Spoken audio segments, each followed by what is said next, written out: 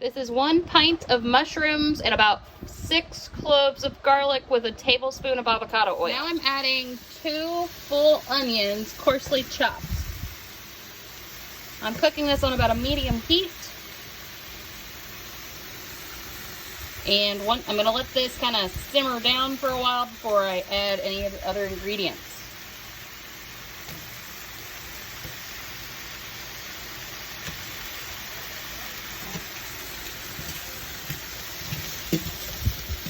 So I'm going to give this a stir, and then we'll let it go.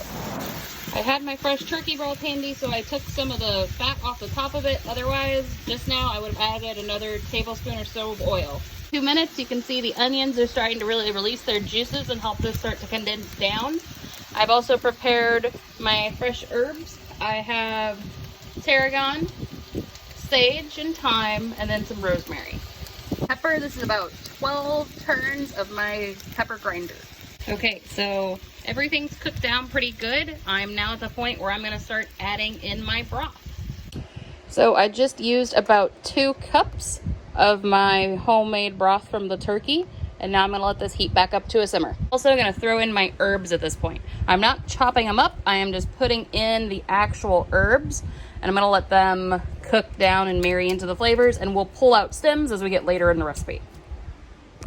I changed my mind. I don't have enough broth. I'm going to add another cup. We have about 3 cups of broth total, and the reason I did that is I'm going to use 24 ounces of green beans, so that's going to take quite a bit of sauce to cover it. Now, we will still add more broth later potentially. The goal really right now is to cook down these onions and mushrooms, get out their flavor. We're going to pull them from the bowl and actually puree them and add them back in towards the end of the recipe. Okay, we're going to leave this simmering. I am adding in some fresh chive now. I'm going to pull out the tarragon because that bit of star anise type taste is going to get a little too overwhelming if we leave it in the full time. I could have also used maybe just a little bit less of this.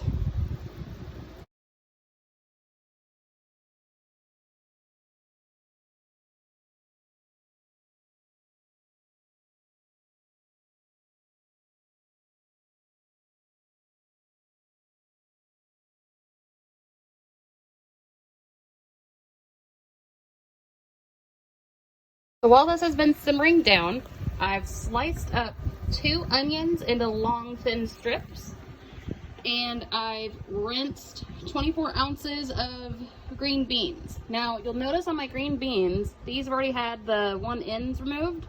I'm actually going to cut these in half now to make smaller pieces, but if your ends were not already snapped, I would suggest first snapping those off and then cutting everything down.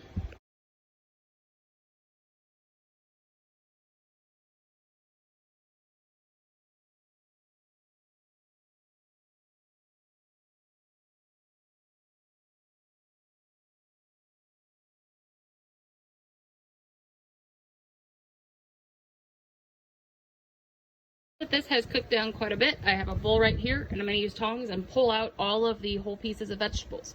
I'll get a second bowl to put the stems in from the different herbs. And then when that's done, I'm going to add in the green beans and onions.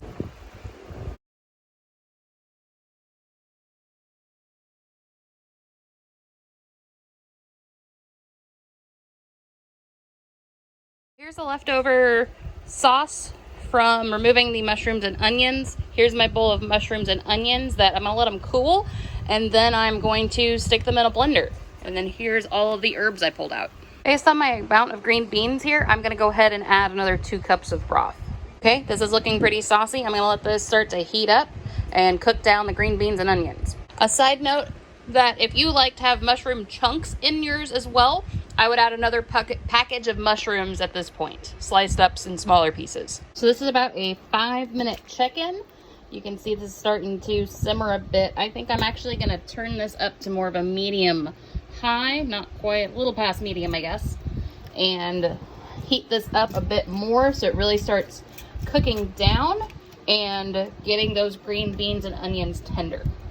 Okay, I only put about a half to 2/3 of my mixture in this blending cup.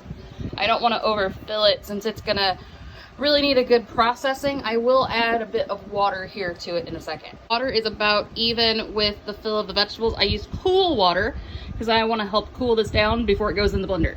Okay, this looks like a great consistency here. It's a little bit liquidy. I'm gonna put this in a bowl to the side so I can grind up the rest. Okay, here is my mushroom puree. Doesn't look like much, but you can see it has a nice thin consistency, and this is gonna help add the creaminess and more mushroom flavor. And this is what the rest of it's looking like right now. Now I'm stirring in all the mushroom. Okay, I'm gonna let this cook down. You can see it's maybe has a little bit too much fat on top. I used turkey broth that hadn't cooled down and separated yet, so I have a little bit higher fat content. That if you are able, refrigerating your turkey broth and letting it cool down first makes that a little bit easier.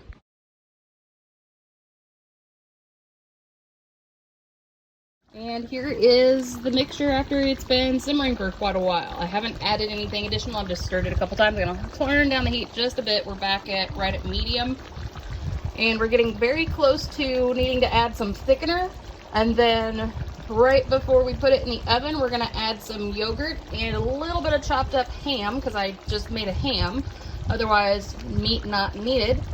And then we'll top it with the crispy onions. Here is the ham. I didn't really pull much off of the ham first, but you could double this easily.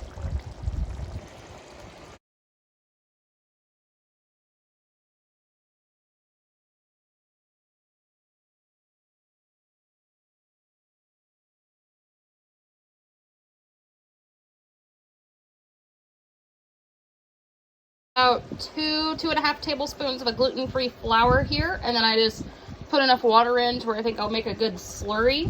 My trick with this is I'll put it in a sealed container and shake it to make sure there's no clumps. Make sure you have no lumps left. This off video so I can stir, but with one hand I'm going to pour in the liquid while quickly stirring at the same time.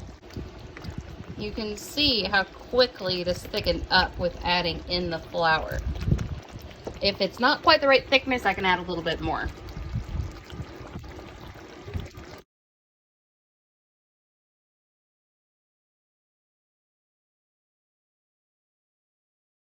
Creamy addition, I'm going to use this yogurt. So I'm just mixing in all of that yogurt until I have a nice uniform sauce again. Okay, so the sauce we thought need a little bit of seasoning, so it's about 5 turns of salt added and about 20 something turns of pepper. I think this is pretty much perfect. I'm gonna top it with onions.